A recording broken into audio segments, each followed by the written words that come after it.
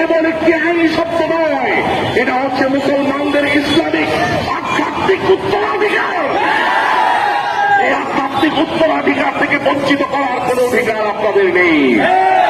2024 সালের সেই তমসা লগ্ন তমসা ঘন এক কঠিন মুহূর্তে মুসলমানদের রোজা রাখার অধিকার কেড়ে নেওয়া হয়েছিল।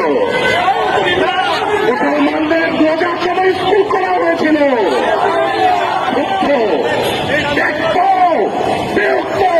গ্রহণমুক্ত জনতার গ্রহণালে সেই সময়কার জালিম শাহ ভেঙে চুড়ে তস্তত হয়ে দেশ ছেড়ে পালিয়ে গিয়েছিল। কেউ পালিয়েছিল কাকের পিঠে করে, কেউ পালিয়েছিল নৌকায় করে, আবার 2 জন ধরা পড়েছিল নৌকার উপর ভাসতে ভাসতে বর্ডার গার্ড পেট্রোলের হাতের মধ্যে 2 হাত ঢুকিয়ে গ্রেফতার এর মালা নিজের গলায় পরিয়ে। চান সে এক পরিণতি আপনাদের উপর চলে আসলো। যদি না চান তাহলে রমজানের মধ্যে স্কুল কলেজ বন্ধ রাখুন। বন্ধ আপনারা রেখেছেন ভয়ে আক্রান্ত হয়ে, স্কুলটাও এবার বন্ধ রাখতে হবে। প্রিয় দেশবাসী, 2025 সালে আদালত তখন ইনসাফের পক্ষে দাঁড়িয়েছিল।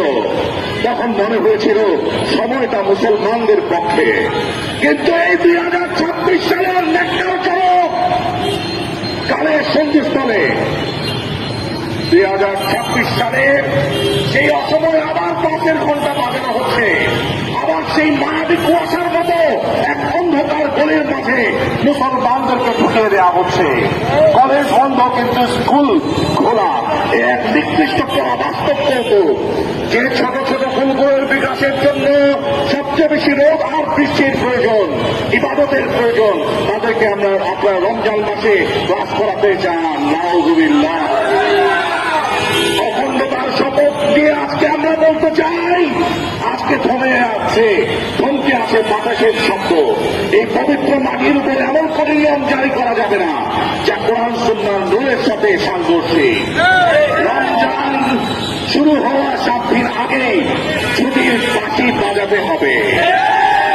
রমজান শুরু হওয়ার আগেই সমস্ত স্কুল কলেজগুলো বন্ধ করে দিতে হবে। কারণ এই মাসির জন্য প্রস্তুতির প্রয়োজন, হৃদয়কে ধুয়ে মুখে পরিষ্কার করার প্রয়োজন। যদি এই দাবি অগ্রাহ্য করা হয় তবে 98% নীরব প্রার্থনা একদিন রাজপথের গর্জন হয়ে ফিরে আসবে।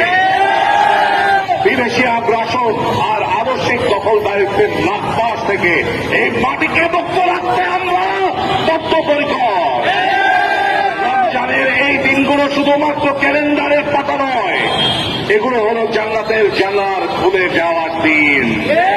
আসুন আমরা শিশুদেরকে সেই জানালার পাশে দাঁড়াবার সুযোগ করে দিই।